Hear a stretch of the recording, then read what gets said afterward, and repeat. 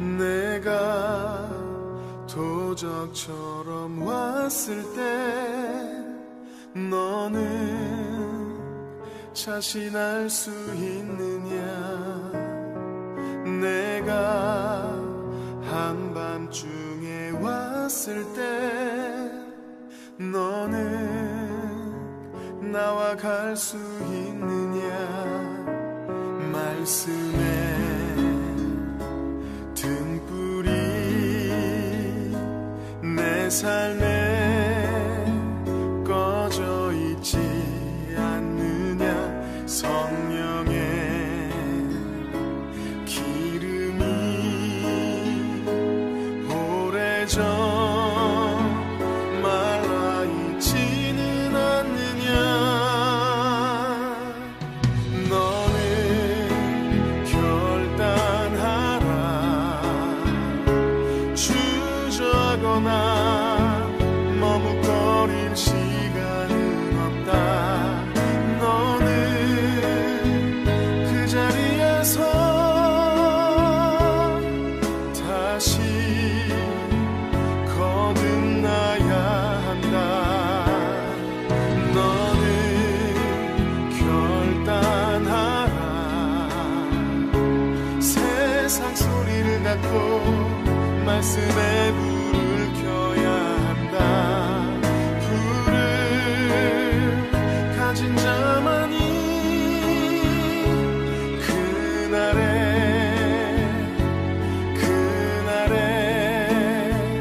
나와 간다.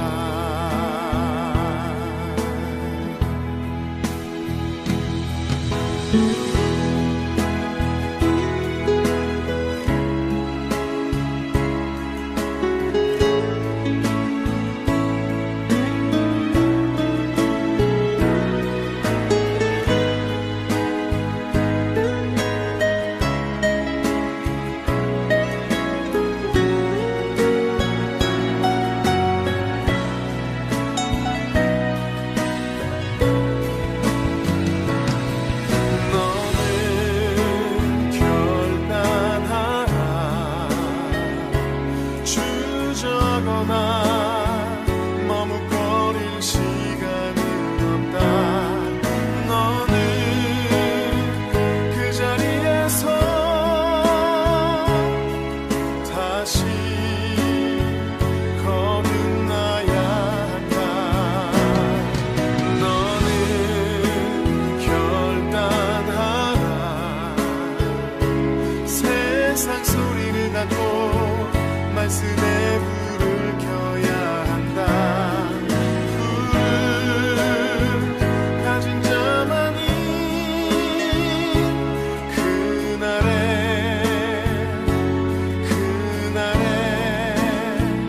나와 간다.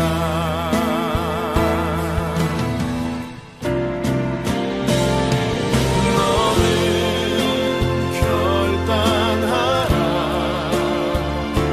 주저하거나 머뭇거릴 시간은 없다. 너는 그 자리에서 다시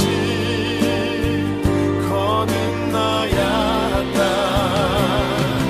너는 결단하라. 세상 소리를 닫고 말씀에 불을 켜야 한다. 불을 가진 자만이 그날에 나와 간다.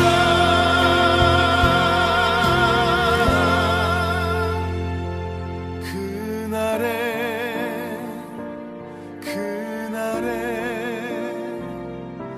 나와 같아.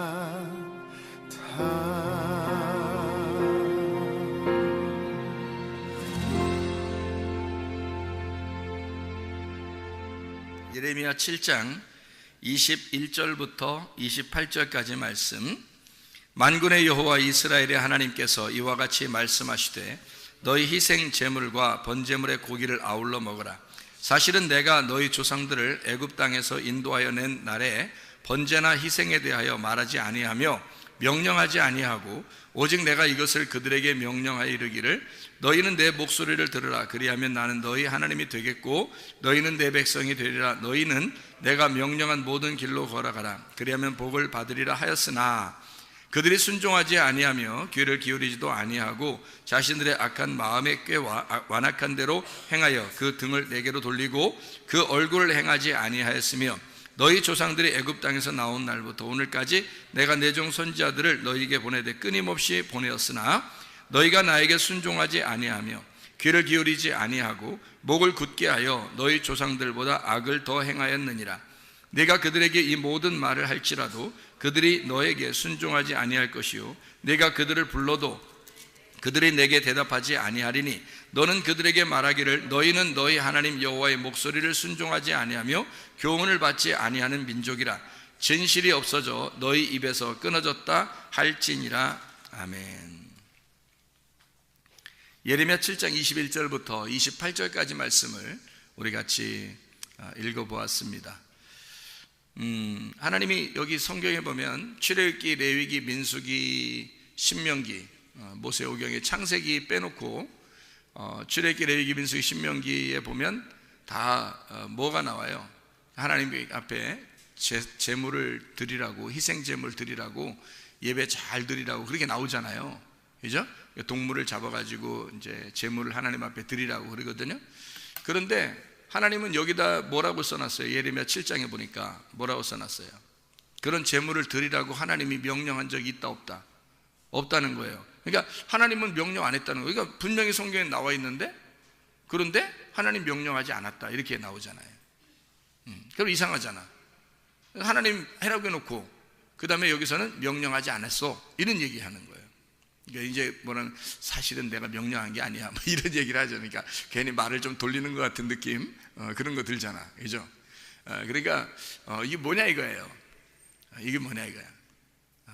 저는 이게 이제 느낌상 이 성경을 이렇게 읽으면서 그 느낌에 어떤 느낌이 드냐면 하나님이 그렇게 말하지 않았다라고 하는 거는 명령하지 않았다는 그런 내용으로 보여요. 그러니까 명령하지 않았다 그런 내용으로. 그럼 명령하지 않았으면 그럼 뭔 얘기야? 그럼 명령하지 않았으면 뭘로 얘기한 거예요? 명령하지 않았으면 뭘로 얘기한 거죠? 명령하지 않았다? 그러면 뭘로 얘기하는 걸까? 네, 그러니까 명령이 아니면 약속이에요, 약속. 그러니까 하나님의 약속, 하나님의 언약이라는 얘기예요. 제가 왜 언약이라는 얘기를 이렇게 쓰냐면 약속이다, 언약이다 이런 얘기를 왜 쓰냐면 여러분 잘 들어봐요. 생각해 보세요. 지금 여기 이스라엘 백성들이 광야에 이제 나오잖아요. 애굽에 있다가 광야로 나온다고, 모세와 함께 나온다고요. 근데 그 광야에 나온 사람들한테 다 제사를 드리라고 하고 하나님이 이렇게 살으라고 저렇게 살으라고 이런 명령들을 다 내린 게 이제 출애굽기, 레위기, 민수기, 신명기란 말이에요.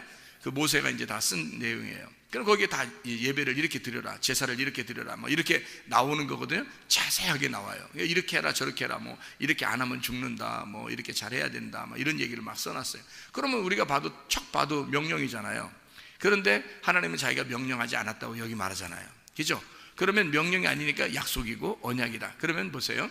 광야로 나온 백성들은 하나님 보실 때 광야로 나온 백성들은 지금 뭐라고 얘기하는 거예요? 예레미야 7장을 보니까 지금 광야에 나온 백성들을 그냥 너희들하고 나하고 관계가 없는데 너희들이 나를 만나려면 이렇게 제사를 드려야 돼 라는 그런 의미로 명령한 것처럼 보여요? 아니면 좀 이렇게 나 명령하지 않았어 이렇게 얘기하는 거 보면 뭔가 좀 다른 약속, 다른 언약. 그러니까 애굽에서 광야로 탈출해 나왔다 하는 것은 뭐예요? 광야로 탈출해 나왔다. 그러면 자기 백성들을 데리고 나온 거 아니에요? 하나님이 자기 백성들을 광야로 데리고 나왔어요. 그러면 자기 백성들을 데리고 나왔다 그러면 이제 어떤 의미인지 한번 생각해 보세요. 자기 백성들을 데리고 나왔다. 그러면 이 백성들에게 하나님은 어떤 존재예요? 이 백성들을 데리고 나왔으니까 하나님은 어떤 존재예요? 이 백성들한테? 자기가 광야에서 자기는 어떤 존재예요? 마치 자기 백성들이 나올 때 그 백성들을 자기 자녀라고 한다면 하나님은 아버지가 될 것이고, 그죠? 예, 그들 백성들을 나올 때 그들을 양이라고 한다면 자기는 광야의 양들을 돌보는 목자가 될 것이고, 그리고 또 이 백성들이 자기의 백성들이 나올 때 자기의 백성들이 자기의 신부라 그러면 그 신부의 하나님은 남편이 되겠죠. 그렇게 되는 거예요. 그러니까 여러분 그 결혼식 같은데 한번 가봤나요? 결혼식 구경하면 기분 좋죠.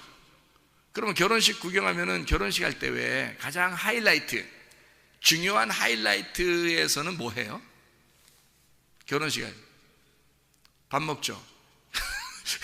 그럼 밥 먹으러 가는 경우가 상당히 많지. 사람들 결혼식 한다고 밥 먹으러 그냥 가는 사람이 되게 많아요. 밥만 먹고 그냥 가는 사람도 있어요. 그냥 막 결혼식 구경도 안 하고. 이거 진짜 못된 사람이야. 왜냐면 결혼식을 갔으면 축하를 해줘야 되잖아. 축하를 해준다는 것은 거기 이렇게 앉아서 있어야 되는 거잖아요. 그죠? 그러니까 사진도 좀 같이 찍어주고요. 그죠? 그렇게 해야 되잖아요. 그죠? 새 신랑 새 신부는 막 같이 사진 찍어주면 그 사진 보면서 좋아하고 그러는 거 아니에요. 그죠? 그러니까 자기들끼리만 나가서 또 사진도 찍고 막 좋아하고 그러잖아요. 그러니까 새 신랑 새 신부는 이제 사진 찍는 거 엄청 좋아한다고요. 그러니까 다른 사람들은 다 사실 들러리죠. 그래서 일단 그 새 신랑 새 신부가 막 이렇게 돋보이게 그렇게 만들어 놓는 그런 이제 결혼식이 돼야 되는 거죠. 나머지는 다 찌그러지는 거죠. 그러니까 새 신랑 새 신부만 이렇게 돋보이고 나머지는 다 이렇게 찌그러져야지. 다른 사람이 더 돋보이면 어떻게 돼요? 새 신랑 새 신부가 쭈그러지면 이상하잖아요. 분위기가 살벌이 안 돼요. 좀 어느 정도 새 신랑 새 신부를 딱 이렇게 두각을 내는. 자, 새 신랑 새 신부가 결혼식 할 때 어떤 부분이 가장 하이라이트 같아요? 여러분 생각할 때는 어떤 부분이? 결혼식 할 때 밥 먹고 돌아가는 거 이런 부분이 가장 중요하다 이런 생각하지 마시고, 그럼 여러분 그건 어떤 일부 그런 사람들이 못된 사람들이 그렇게 하는 거고요. 진짜 중요한 그 결혼식의 가장 하이라이트가 가장 중심, 그 시간의 가장 핵심은 어느 시간일까? 결혼식 할 때. 지금 뭐 얘기하다가 지금 이 얘기했어요? 지금 뭐 얘기하다가? 하나님은 이 백성들에게 명령하지 아니하고 언약을 맺었다, 약속을 맺었다, 이런 얘기하다가 지금 이 얘기하는 거죠. 결혼 얘기. 그러면 결혼에서 가장 하이라이트는 뭘까? 어떤 시간? 무슨 시간? 언약하는 시간이에요. 둘이 약속하는 시간. 그것 때문에 결혼식 하는 거야. 밥 먹으려고 결혼식 하는 게 아니고. 사람들 밥 먹이고 보내려고 이렇게 결혼식 하는 게 아니에요. 결혼식은 둘이 서약을 하는 거예요. 둘이 서약하려고 결혼식 하는 거야. 여러분 아시겠죠? 이 서약하려고 결혼식 하는 거야. 그러니까 둘이 결혼식 할 때 말이에요. 결혼식 할 때 서약을 하는데, 자, 남편은 신랑 누구누구는 신부 누구누구를 맞이하여 정말 사랑하겠습니까? 이렇게 물어봐요. 자, 이걸 물어보고 여기서 이제 얘기를 하죠. 대답하죠. 네, 사랑하겠습니다. 이렇게 하잖아요. 그죠? 그러면 신부 누구누구는 신랑 누구누구한테 순종하며 잘 이렇게 따르고 그러겠습니까? 그러면 네, 잘하겠습니다. 이렇게 얘기하잖아요. 그죠? 그래서 이거를 갖다 주례자가 물어볼 때 신랑 누구누구는 신부 이런 것한테 이렇게 사랑해야 돼? 이렇게 명령하는 거 있어요? 그걸 못 들어봤죠? 신부 누구누구는 신랑 누구한테 복종해! 이런 얘기 들어봤어요? 못 들어봤어요? 잘 못 들어봤죠? 그런 얘기 하는 게 아니란 말이에요. 서로 서약이라는 건요, 자기의 스스로 약속을 하는 거예요.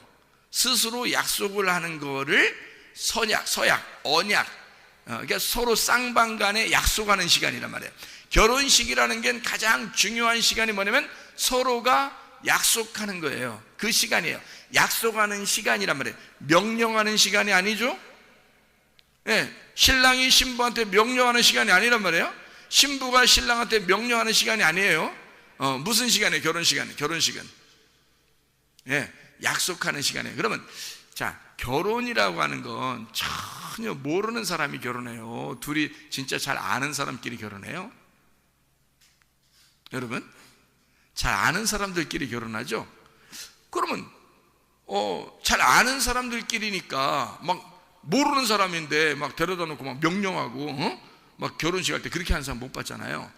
잘 아는 사람이니까 둘이 서로가 스스로 자기의 약속을 서약을 하는 시간을 갖는단 말이에요. 그죠? 그게 결혼 서약이라 하는 거예요. 결혼 서약, 결혼 언약이라 그래요. 결혼 약속이라 해요. 어떤 사람들끼리 결혼해요? 잘 아는 사람들끼리. 모르는 사람하고 결혼하는 게 아니란 말이에요.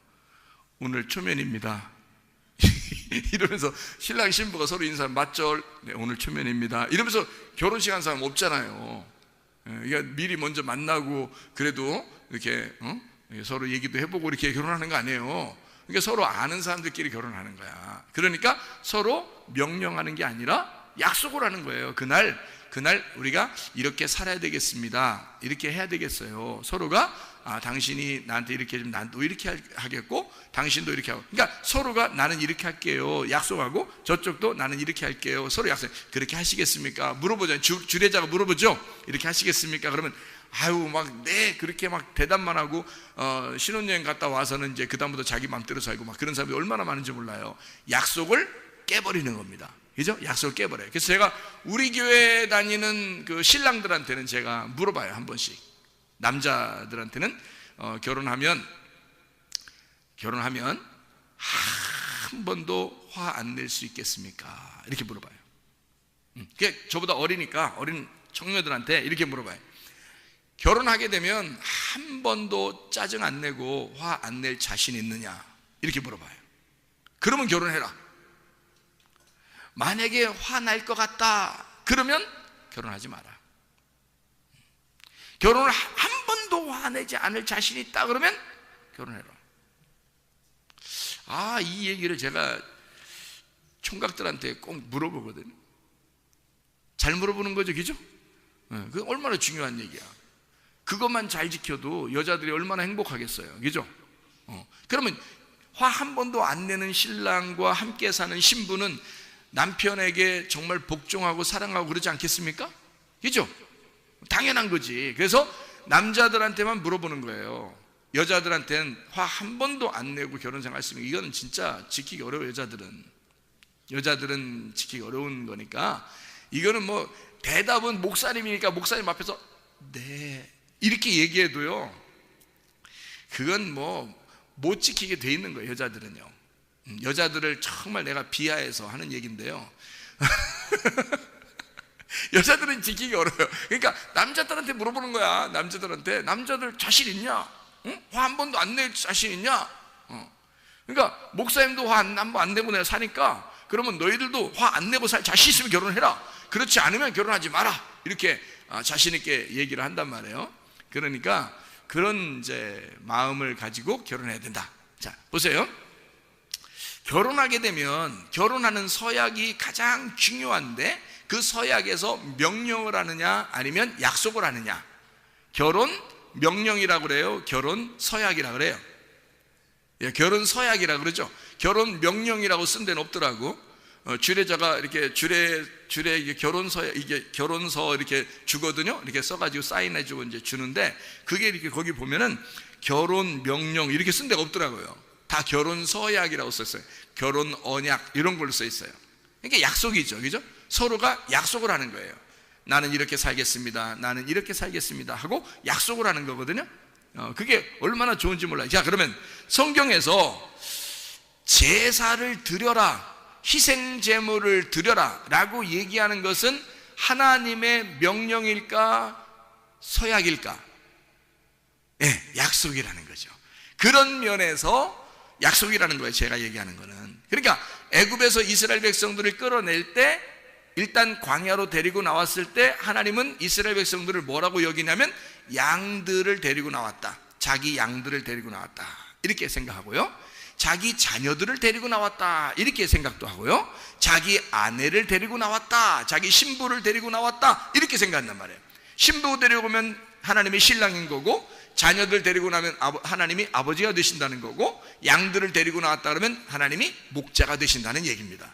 그러면 광야에서 자, 누가 책임진다는 얘기예요?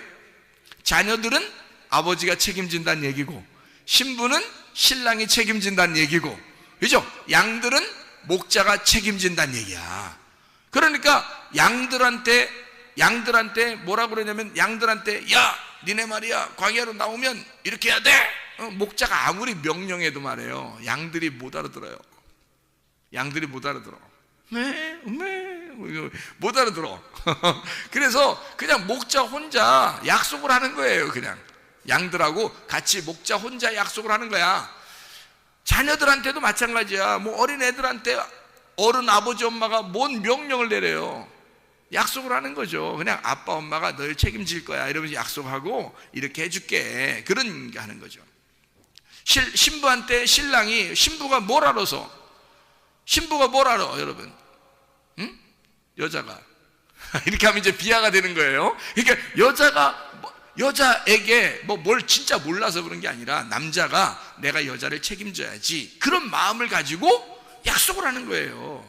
그게 이제 신랑의 약속이라는 거죠. 그러니까 명령이 아니라 약속이다. 다시 말하면 광야에 나온 백성들을 명령으로 생활하라고 하지 않고 언약으로, 결혼 서약으로 너희들 이렇게 약속하며 우리 서로 사랑하면서 살지 않겠냐 하면서 데리고 나온 거지, 명령이 아니었다, 이런 얘기를 지금 하고 있는 거예요. 사랑해서 약속하는 거야, 이런 말이에요. 그러니까 명령하는 게 아니고, 나는 너희들 이거 안 하면 너희들 죽일 거야, 막 패버릴 거야, 막 이런 명령이 아니고, 나는 너희들 정말 사랑하니까 광야에 나온 너희들과 함께 서로 약속하는 거야. 내가 너무 사랑하니까 서로 약속하자. 이건 결혼 관계야, 결혼 관계. 그래서 너희들 일단 데리고 나오면 내 백성으로 데리고 나온 거야, 내 아내로 데리고 나온 거야, 내 자녀로 데리고 나온 거야. 그러니까 결혼이야. 그러니까 이건 서로의 언약이고 약속인 거지. 무슨 말인지 알겠죠? 자, 명령이 아니고 약속입니다. 그러니까 하나님은 여기 성경에 나와 있는 모든 것들이 사실은 알고 보면 하나님은 명령한 것이 아니라, 하나님은 나를 사랑해서 주신 약속들이 구약의 말씀이라는 거예요. 그러니까 구약의 말씀 어떻게 보면 막 무섭잖아요. 막 이렇게, 아니면 막 패 죽일 거야, 막 이런 얘기 막 써있고 막 이러잖아요. 무섭잖아요. 근데 알고 보면 하나님이 사실 우리를 막 미워서, 너 잘못하면 미워할 거야, 너 내 말 안 들으면 패버릴 거야, 막 이런 의도가 아니란 말이에요. 너와 내가 서로 사랑하는데 서로의 책임을, 사랑이라는 건 쾌락이 아니라, 사랑이라는 건 서로의 책임이라는 게 있잖아. 그러니까 우리가 서로 책임을 지자는 그런 얘기고, 서로 통제하고 서로 질책하고 서로 다스리는 그런 다스림 속에, 통치 아래에 있는 것, 그런 약속을 서로가 하자, 그런 말씀들이란 말입니다. 자, 이해가 되겠죠? 그러니까 한마디로 말하면 하나님이 우리를 섬겨주겠다. 왜? 우리가 못하니까. 우리가 할 수 있는 게 아니란 말이에요. 자, 우리가 하나님을 섬길 수 있겠어요? 못해요. 하나님이 다 하신 거야. 그래서 하나님이 너희들 못하니까 내가 내 아들을 보낼 거야, 이 땅에. 그래서 내 아들을 보내서 내 아들이 나에게 100% 순종할 수 있도록 만들어 줄 거야. 그리고 그 100% 순종한 아들을 너희들은 따라오기만 하면 돼. 그 양을 따라오면 돼. 첫 번째 양이니까, 이 어린 양 첫 번째 양을 따라오면 돼. 예수님을 따라가면 돼. 너희들은 예수님이 그렇게 순종하면서 갈 테니까 너희들은 뒤에서 쭉, 양들은 쭉 앞에 있는 우두머리 양을 쭉 따라오면 된다, 그런 얘기죠. 그러니까 예수님이 십자가 지고 가셨으니까 너희들도 너희 십자가를 지고 쭉 따라오면 돼. 그냥 순종은 누가 할 거니까? 예수님이 할 거니까. 예수님이 하나님 아버지에게 100% 순종을 하시고 성공하실 거니까. 그러니까 너희들은 그 예수님을 따라오면 돼 라고 하는, 다시 말하면 하나님이 자기가 자기를 순종하겠다라는 얘기입니다. 우리가 순종할 수 없으니까. 그게 빌립보서 2장 7절의 말씀입니다. 빌립보서 2장 7절의 말씀을 보면 이런 말씀이 있어요. 오히려 자기를 비워 종의 형체를 가지사 사람들과 같이 되셨고, 예수 그리스도가 이 땅에 오셔서 자기를 종으로, 자기의 섬김으로 오셨다라고 얘기하잖아요. 그렇죠? 다시 말하면 하나님의 명령은 인간이 할 수 없기 때문에 예수가, 하나님의 아들이 섬기겠다는 얘기입니다. 그러니까 하나님은 철저하게 너희들의 순종을 요구하는 게 아니라, 하나님 아버지의 아들의 순종을 요구하신다는 얘기입니다. 그러니까 우리의 순종이 아니에요. 하나님 아들의 순종을 요구하신단 말이에요. 다시 말하면 이런 말이죠. 자, 명령을 하잖아요. 하나님이 자기 백성들에게 명령하는 것은 명령이 아니라 이 명령을 누가 지켜낸다? 자기 아들이 지켜낸다는 거예요. 자기 아들이 지켜내기 때문에 자기가 어떻게 보면 자기 아들에게 명령하는 거잖아요. 자기 아들만 지켜내는 거니까. 그러면 자기가 자기 아들에게 얘기한다는 건 누가 누구에게 얘기한다는 거예요? 자기가 자기한테 얘기하는 거예요. 왜? 자기 아들이 자기잖아. 하나님이 하나님의 아들에게 명령하는 거니까 하나님이 결국에는 자기가 자기에게 명령하는 거란 말이에요. 이해가 되겠죠? 우리에게 해달라고는 얘기가 아니라 자기가 자기 아들에게 명령을 함으로써 예수가 철저하게 자기가 하나님 아버지에게 자기를 종으로 들여 섬긴다 하는 말입니다. 자기가 자기에게 명령을 한단 말이에요. 예를 들어서 이런 거죠. 여러분, 명령이라는 건 누가 있어야 명령하잖아요. 야, 뭐 해야 돼? 뭐 이러면 누가 있으니까 하는 거지. 예를 들어서 산 꼭대기 올라가 가지고 말이야, 혼자 이쪽 산에서 저쪽 산을 보면서 이상하게 저쪽 산에다가 말하고 싶어. 여기서 저쪽 산에다가 이야 너 말이야 그래서 이렇게 막 하는데 뒤에 등산하는 사람이 뒤에서 이렇게 올라오는데 갑자기 소리가 막 나는데 뭔가 막 우렁차게 뭐 누구한테 명령을 하는 그런 소리가 들려요. 그래서 뒤에 산에서 이제 등산하는 사람이 쭉 올라오면서 보니까 뭐가 막 그래서 막 이러면서 막 명령을 하고 막 이러니까 뒤에 등산하러 올라온 사람들이 어떻게 해요? 끝까지 꼭대기까지 올라올까요? 아니면 올라오다가 멈칫할까요? 올라오다 멈칫해요. 뭔가 소리가 막 이상한 소리가 나는데 혼자 있는데 혼자 누구한테 명령을 해. 가끔 보면 동네에서도 혼자 막 명령하면서 다니는 사람들이 있습니다. 꽤.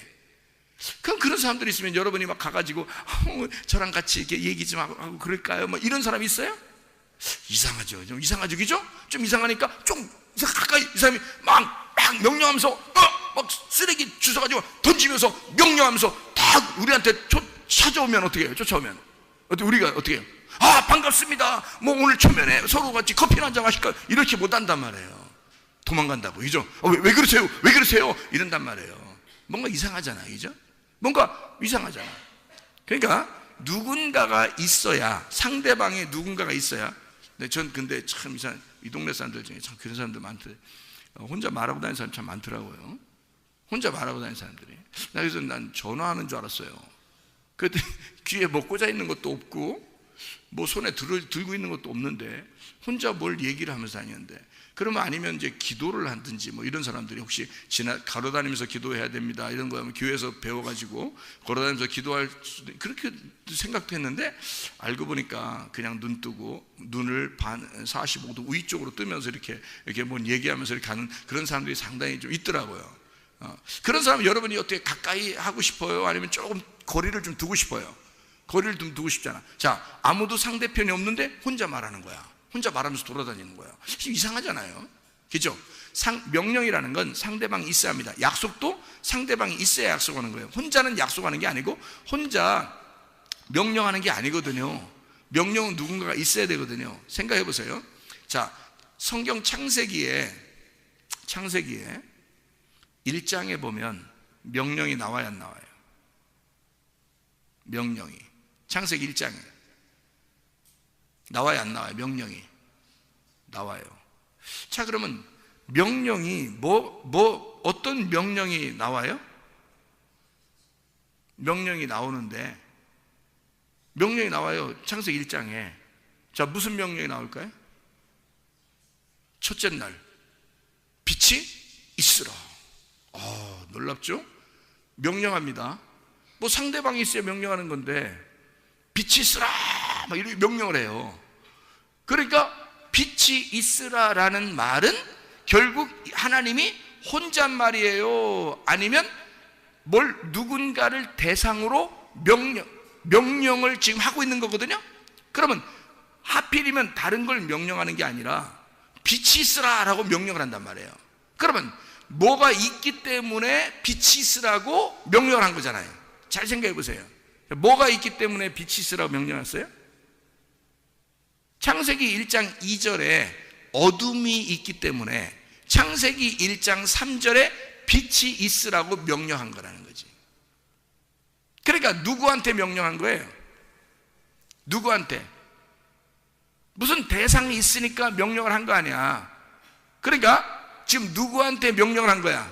하나님은 빛이 있으라 그랬으니까. 누가 있으니까 얘기한 거잖아. 아무도 없는데 혼자 얘기하면 이상하다 했잖아. 누가 있으니까 얘기했잖아. 누구한테? 어둠이 있으니까. 어둠한테 빛이 있으라고 그런 거야. 그러면 어둠한테 왜 빛이 있으라고 그러는 거야? 하나님이 자기가 나는 빛이야, 너희들은 어둠인데 나는 빛이야. 그러면 아무도 사람이 없는데 그냥 어둠이라는 땅에 어둠에다가 그냥 빛이 있으라 그러는 거예요. 그 말은 무슨 말이냐면 거기 아무도 없는데 혼자 명령한 거야. 누구한테 명령한 거예요? 누가 누구한테? 자기가 자기 아들한테 명령하는 거야. 그래서 요한복음 1장에 하나님의 아들이 빛으로 오셨다 그러는 거예요. 그러니까 자기가, 아버지가 아들한테 너 빛아 있어라 이 말이야. 자, 너는 생명이 되어라 이 말이죠. 너 빛이 있어라. 빛을 주어서 어둠에게 이 빛이 나가서 살게 해라 그 말이에요. 그러니까 아버지가 자기 아들에게 명령한 거야. 한마디로 말하면 자기가 자기에게 명령한단 말이에요. 헛소리 하는 게 아니고요. 진짜 빛이 있으니까. 아무도 없는데 그냥 눈 45도 위에 뜨고서 그냥 걸어가면서 혼자 말하는 사람은 아무것도 안 생기는데 그냥 얘기하는 거잖아. 근데 빛이 있으라니까 진짜 빛이 있었잖아. 이거는 진짜 있는 거란 말이에요. 그러니까 이거는 헛소리가 아니라고. 자기가 자기 아들에게 명령하는, 자기가 자기에게 명령하는 거란 말이에요. 자기가 모든 것을 내가 살리겠다, 내가 빛을 주겠다, 내가 생명을 주겠다, 내가 생명을 줘서 살게 하겠다. 한마디로 말하면 어둠이 있는 곳에 내가 나에게 명령함으로 어둠을 내가 살려주겠다, 어둠을 내가 섬겨주겠다 하고 명령하신다는 거란 말입니다. 자, 다른 사람에게 얘기한 게 아니고 자기가 자기에게 명령하는 거라고. 왜? 어둠을 살려줘야 하니까. 그게 빛이 나가야 살려지니까. 자, 무슨 말인지 알겠죠? 사람들이 행하라는 얘기가 아니란 말이에요. 사람들에게 명령하는 게 아니고 자기가 자기에게 명령하는 것이다. 한마디로 말하면 자기가 자기를 섬기는 것이다 이거야. 하나님의 아들이 하나님 아버지를 섬기듯이. 그러니까 보세요.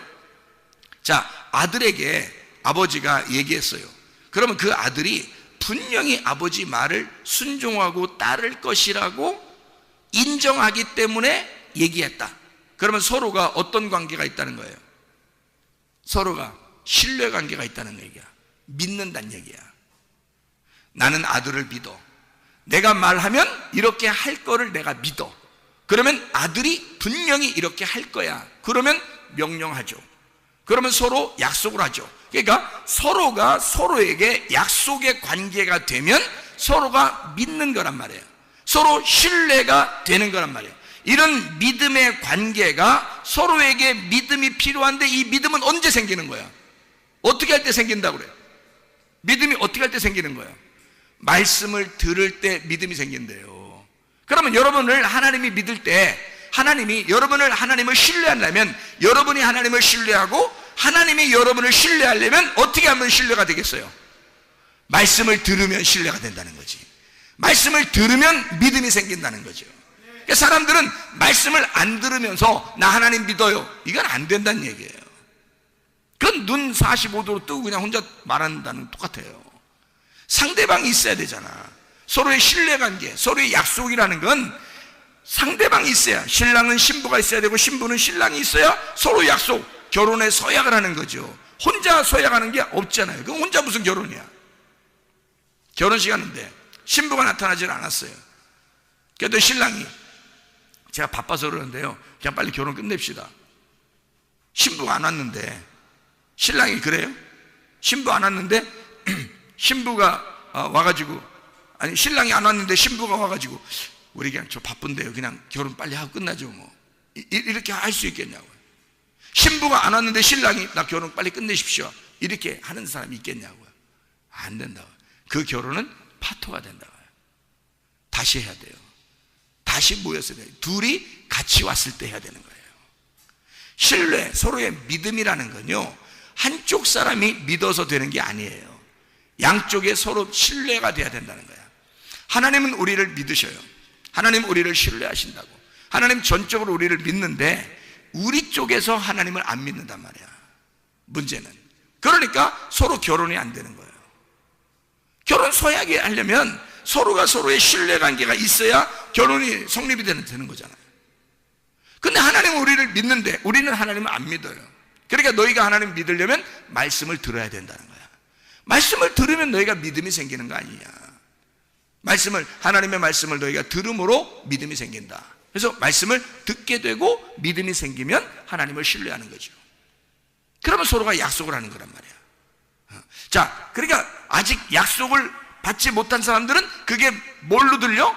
명령으로 들리는 거지만, 약속을 서로 서약을 해서 서로가 신뢰하는 관계가 되고 서로가 서로를 알게 되면 어떻게 해요? 이게 약속이라는 걸 알게 된다는 거죠. 하나님의 말씀은 명령이 아니라, 나를 무섭게 하는 명령이 아니라 결혼 서약과 같은, 사랑하기 때문에 지켜달라고 하는 그런 약속과 같은 것이다. 그런 이야기로 하나님 말씀이 들린다는 거죠. 구약 성경이 그러니까 율법이 율법으로 보이는 게 아니라 하나님의 약속으로 보인다는 거죠. 우리와 어떤 사랑의 관계로서의 그런 약속으로 보인다 하는 얘기입니다. 자, 누가 지키기 때문에? 내가 지키는 게 아니라 하나님의 아들이 이 땅에 와서 자기가 종의 형체를 입어 자기가 아버지를 섬기기 때문에, 우리가 하는 게 아니라 그 아들이 다 섬겨서 십자가 못 박혀 죽으셨어요. 완성이 됐단 말이에요. 우리는 그 예수님을 믿으면 가는 거예요. 예수님을 믿으면 따라가는 거야. 그렇게 하자는 거예요. 하나님은 너희들이 하는 게 아니야. 너희들 보고 해달라는 게 아니었어. 너희들에게 명령 내린 게 아니었어. 나는 너희들에게 사실 서로 약속을 하는 사랑의 관계를 맺자라고 얘기하는 거였다는 거죠. 하나님 우리를 전적으로 사랑하신다는 얘기였습니다. 자, 출애굽기 20장에 보면 여러분 10계명이 나오죠. 10계명. 그러면 10계명 전체가 다 어떤 얘기예요? 10계명이 10계명에서 뭐 1계명, 2계명, 3계명, 4계명, 5계명, 6계명 막 이렇게 쭉 있잖아요. 그럼 거기에 보면 살인하지 마라, 뭐 도둑질하지 마라, 뭐 이런 음란하지 마라, 뭐 이런 게 있잖아요. 그죠? 간음하지 마라, 이런 게 있는데, 살인하지 마라, 도둑질하지 마라, 간음하지 마라, 뭐 이런 얘기 했어요. 그러면 그게 우리한테 명령을 내린 거예요? 아니면은 서로 약속을 하자는 얘기예요? 약속을 하자는 얘기예요. 우리가 서로 사랑하려면 서로의 신뢰의 관계가 돼야 되는데, 그런 신뢰의 관계에서 서로가 약속을 하자는 얘기야. 무슨 말인지 알겠죠? 자기가 누구한테 약속하자는 얘기야. 명령하는 거예요. 10계명이라고 하면 우리한테? 아니라니까요. 자기가 누구한테 약속하는 거야? 명령하는 거다? 아버지가 아들에게 명령하는 거다. 그 아들이 누구예요? 예수님.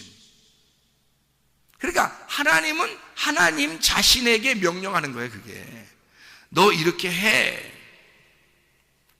살인하지 마. 누가 누구한테 명령하는 거예요? 하나님이 그 아들 예수에게, 하나님이 자기가 자기에게. 자, 무슨 말이에요? 왜 그렇게 말해요? 자기가 자기를 다짐하는 거란 말이에요. 자, 우리에게 그렇게 안 하면 너 패 죽일 거야, 이런 어떤 의미가 아니라, 하나님이 잘 생각해 보세요, 여러분. 자기가 자기한테 명령을 함으로써 자기가 다짐하는 거잖아요. 잘 생각해 보세요. 그러면 우리가 지키는 거다, 하나님 아들이 지키는 거다? 하나님 아들이 지키는 거다. 그러니까 여러분, 이 세상 사람들이 하나님의 아들도 안 됐는데 다 지킬 수 있을까요? 이렇게?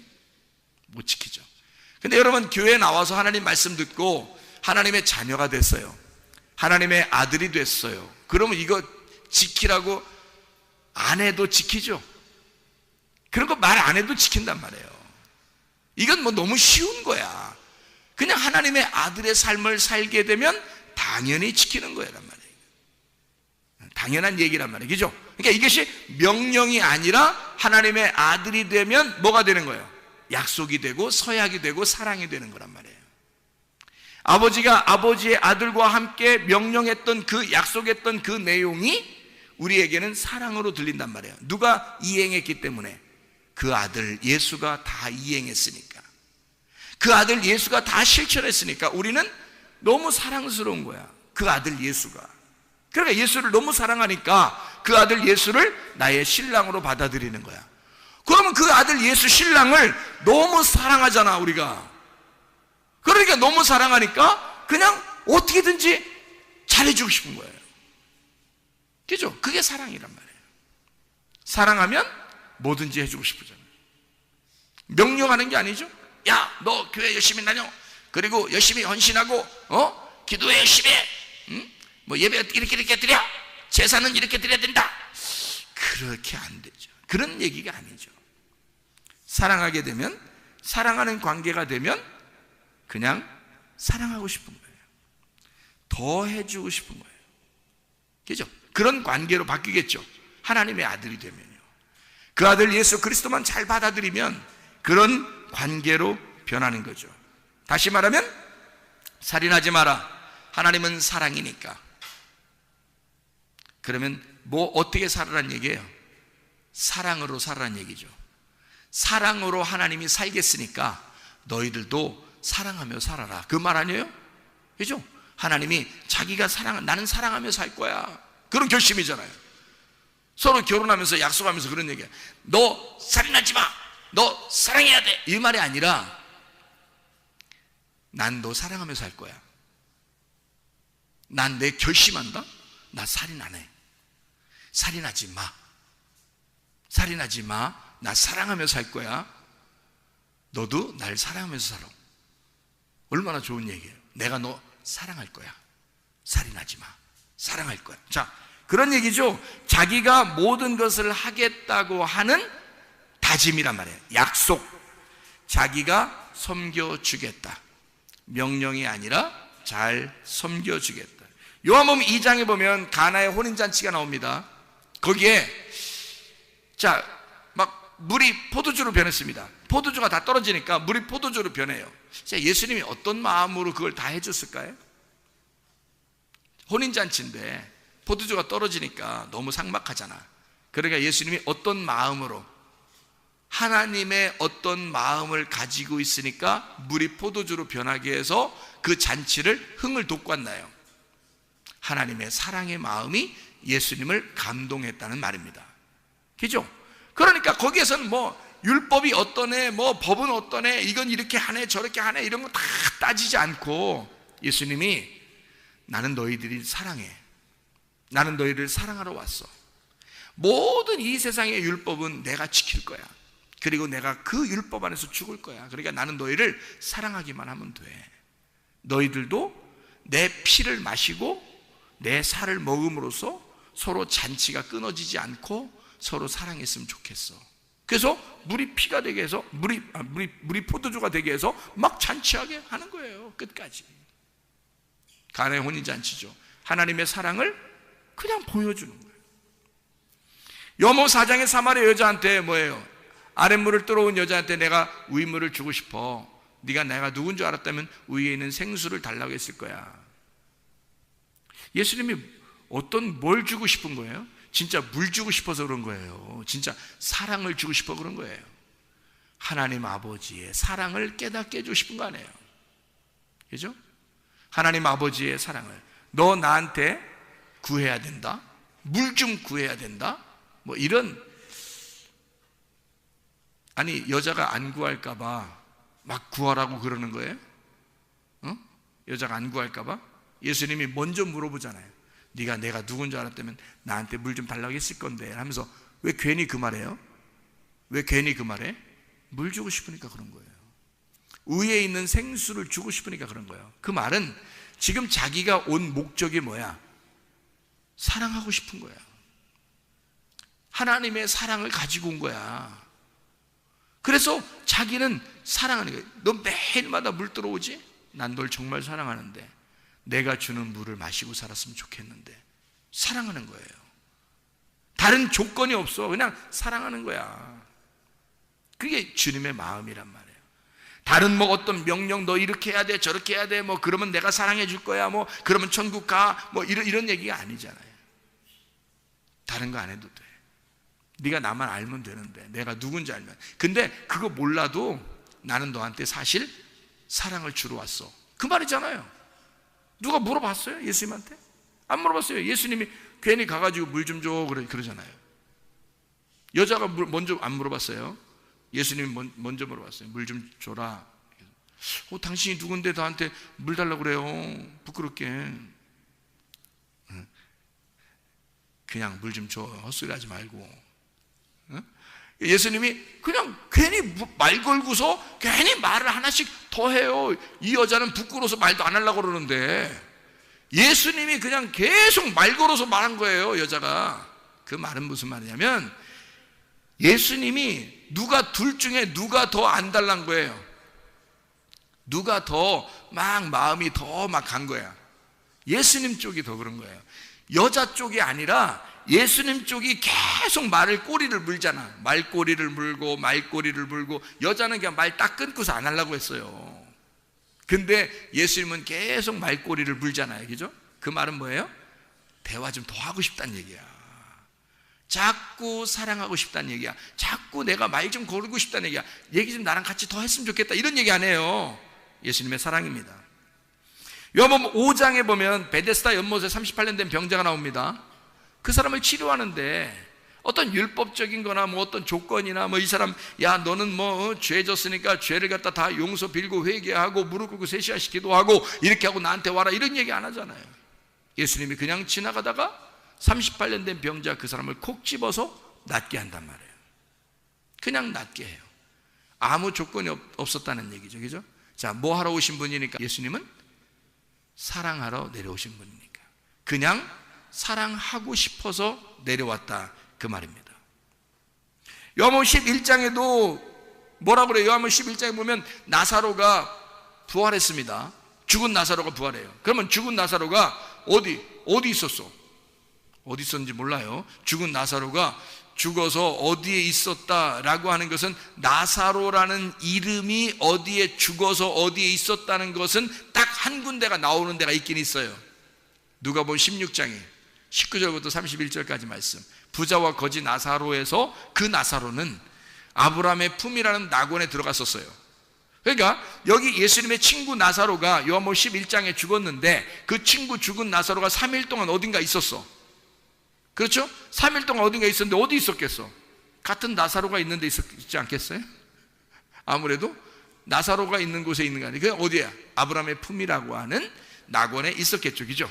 3일 동안 거기에 있다가 예수님이 거기에 있는 나사로를 불러들인 거예요. 땅으로 다시. 이리 나와. 그러니까 무덤에 있는 나사로에게 명령했어요. 그러면 야 나사로야 나와라. 나사로는 그때 살아 있었어요? 죽어 있었어요? 아니, 여러분 잘 생각해 보라니까. 나사로가 무덤 안에 지금 죽어 있었어? 살아 있었어요? 죽어 있었는데 죽어 있는 사람한테 예수님이 나사로야 나와라 그러면, 지금 죽어 있는데 죽어 있는 사람한테 나사로야 그러면 어떻게 벌써? 그럼 나사로야 하면 이제 뭐 혼이 막 다시 들어오고 막 살아나고 막 이렇게 막 다시 막 생명이 막 들어와서 막 뭐 한참 이렇게 막 움직이고 막 이렇게 막 이게 막 이게 탁탁탁 벌떡벌떡 이렇게 하다가 이제 이렇게 있다가 강시처럼 이렇게 일어났을 수도 있어요. 왜냐면 꼭 묶여 있으니까 이렇게 일어났을 수 있단 말이야. 에? 나사로야 하니까 이렇게 했다가 나사로야? 나 부르는 거 아니야? 이렇게. 그러면 일단 살아있는 나사로를 부른 거예요? 죽어있는 나사로를 부른 거예요? 죽어있는 나사로를 부른 거예요. 죽어있는 자가, 죽어있는 자 시체를 어디에 있어? 딴 데 있는데 죽어있는 시체한테 얘기했다는 말은 이상하잖아요. 자, 상대방이 있어야 명령을 할 거 아니에요. 상대방이 있어야 명령할 거 아니야. 그러면 예수님이 나사로야 살아나라 했을 때 그러면 누구한테 말한 거예요? 죽어있는 나사로인데? 지금 없어요. 혼이 떠나가 있어서 딴 데로. 여기는 지금 없단 말이야. 근데 없는데 거기다가 그냥 막 얘기한 거예요. 그러면 예수님이 이상한 분이야? 이상하죠? 그러니까 그게 뭐냐면 나사로야 나와라 명령이잖아요. 명령했는데 그게 이런 말이에요. 자, 예수님이 사람들을 향해서 야, 믿음이 없는 사람들, 부활에 대해서 전혀 모르는 이 사람들이 너무 안타까운 거예요. 그래서 예수님이 눈물을 흘리시는 거예요. 그리고 나사로야 나와라 그러는 거야. 그 나사로야 나와라 하는 그 나사로가 죽어있는 사람이야. 지금 어디 있는지 몰라. 근데 예수님이 지금 부르는 거예요. 그러면 지금 시체한테 얘기하는 거니까 전혀 뜬금없이 얘기하는 거란 말이에요. 그죠? 그런데 누군가, 아니 여기에 누가 있어야 내가 부를 거 아니오. 여기 누군가 살아있는 사람 있으면 나와라 아니면 일로 와봐 이렇게 내가 말할 거 아니에요. 그죠? 그런데 사람이 없다니까. 거기에 지금 죽어 있다니까. 근데 그걸 부른다는 얘기는 누가 누구한테 얘기하는 거예요? 자기가 자기한테 얘기하는 거예요. 왜 자기가 자기한테? 뭔가 대상이 있어야 명령을 할 거 아니에요. 나사로야 나와라 명령할 거 아니야. 근데 자기가 자기한테 얘기해. 왜요? 자기가 자기에 대한 다짐이야. 잘 생각해 봐요. 죽어있는 자에게 자기가 지금 얘기하는 거야. 그러면 자기는 다짐을 하는 거야. 어떤 다짐? 나는 생명이야. 내가 생명이라고. 내가 생명이니까 내가 말하면 너는 살아나야 돼. 너에게 생명이 들어가야 돼. 그게 명령이란 말이에요. 자기가 자기에게 말하는 거라고.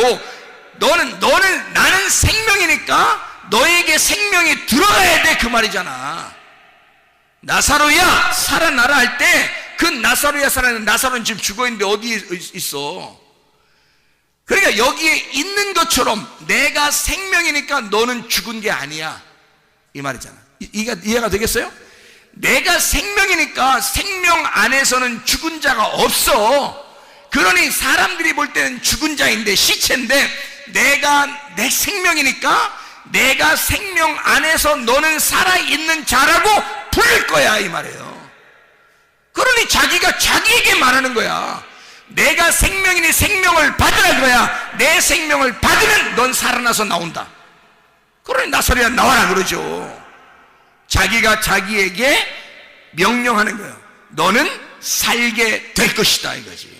너는 살게 될 것이다. 내가 생명이니까 너는 살게 될 거야. 다시 말하면 너 죽어 있는데 내가 내 모든 생명의 일을 내가 할 거야 그 말이잖아요. 내가 생명이니까 내 생명의 일을 너에게 할 거야. 그게 자기의 섬김이죠. 나사로 보고 뭐 어떻게 하라는 게 아니에요.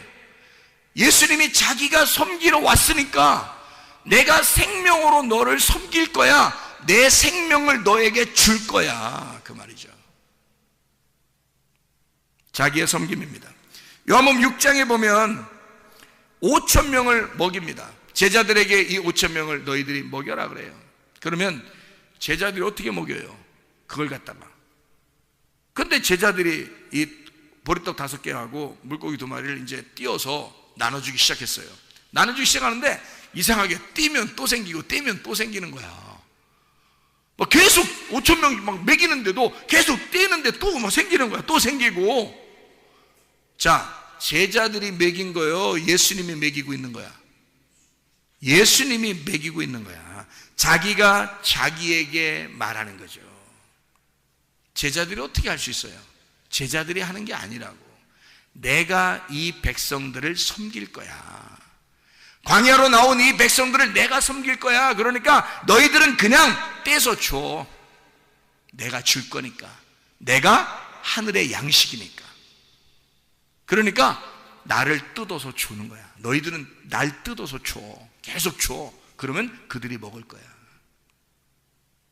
제자들한테 말하는 게 아니라 내가 이들을 먹일 거야 그 말이잖아요. 자기가 모든 것을 하겠다. 자기가 섬겨주겠다라는 말입니다. 여러분, 우리는요, 어떻게 보면 내가 뭐 좀 해야 되겠다, 교회 와서 내가 하나님을 좀 잘 섬겨봐야 되는 게 아닌가, 이런 생각을 할 때가 있습니다. 그건 종교예요. 종교적인 우리의 신앙심입니다. 그러나 주님은 우리에게 뭐라고 말해요? 네가 하는 게 아니야. 네가 할 것까지 다 했어. 내가 너를 섬길 거야. 내가 너를 사랑할 거야. 내가 만약에 필요한 게 있다면, 네가 하나님 앞에 뭔가 섬겨야 된다는 어떤 무엇이 있다면 내가 줄 거야. 내가 줄 거야. 그것도 내가 줄 거야. 그리고 내 안에서 네가 행하게 할 거야. 어쨌든 나는 너에게 다 섬겨줄 거야. 너 어렵지 않도록, 너 힘들지 않도록 내가 다 해줄 거야.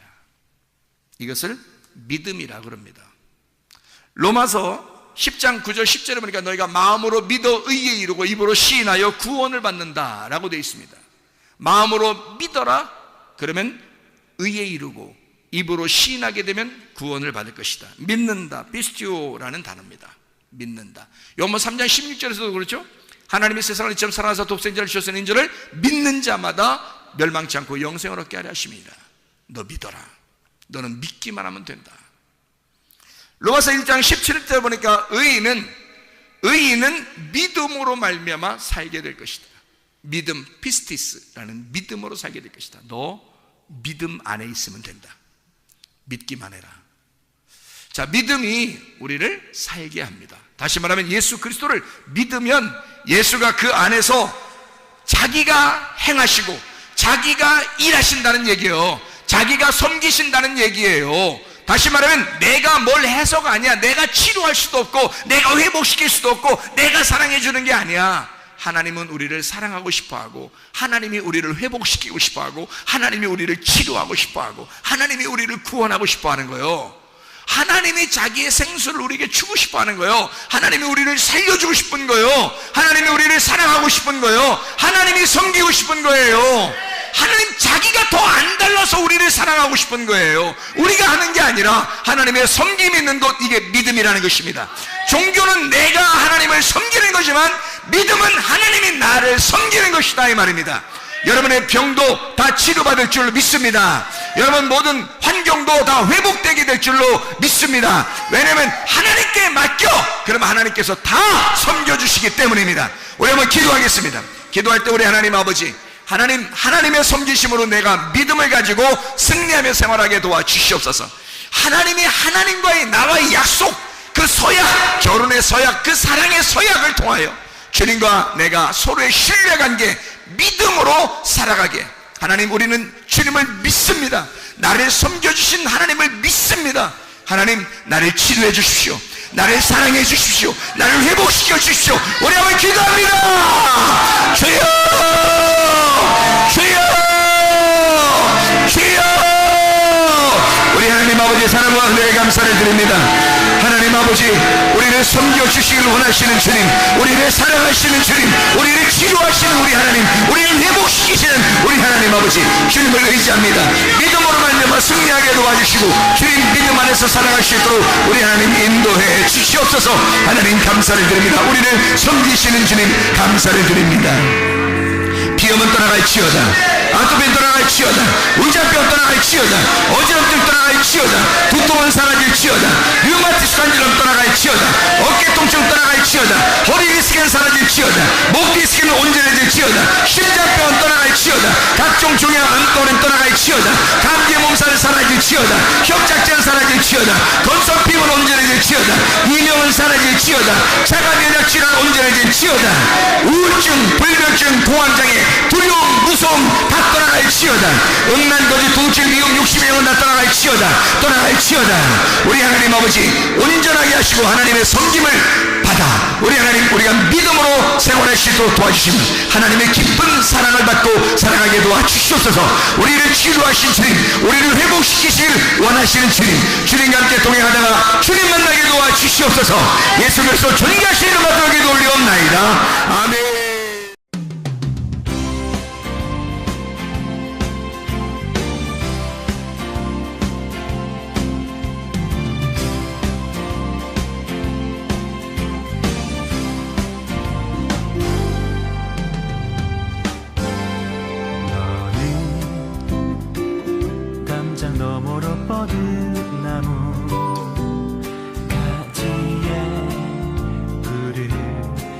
열매처럼 하나님의 귀한 축복이 삶에 가득히 넘쳐날 거야. 너는 어떤 시련이 와도 능히 이겨낼 강한 발이 있어. 전능하신 하나님께서 너와 언제나 함께 하시니. 너는 하나님의 사랑, 아름다운 하나님의 사랑. 나는 널 위해 기도하며 내 길을 축복할 거야. 너는 하나님의 선물, 사랑스러운 하나님의 열매, 주의 품에 꽃피운 나무가 되어줘.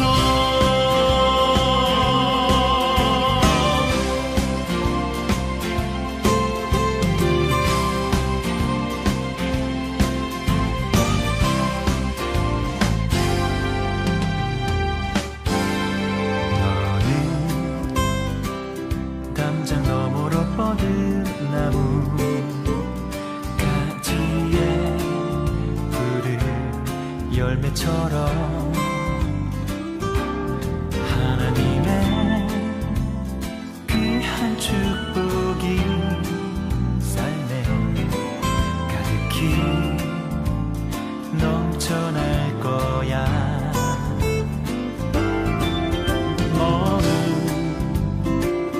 어떤 시련이 와도 능히 이겨낼 강한 발이 있어.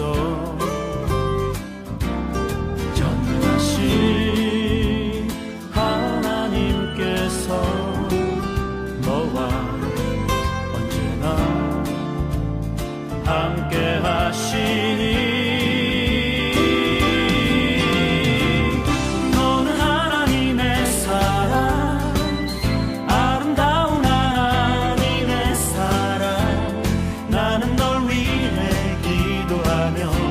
내 길을 축복할 거야. 너는 하나님의 선물, 사랑스러운 하나님의 열매, 주의 품에 꽃피는 나무가 되어줘.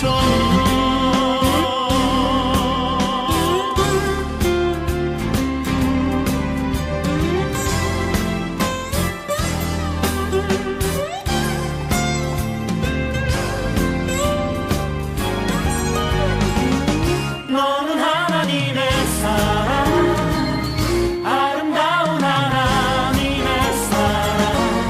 나는 널 위해 기도하며 내 길을 축복할 거야. 너는 하나님의 선물, 사랑스러운 하나님의 열매, 주의 품에 꽃피운 나무가 되어줘.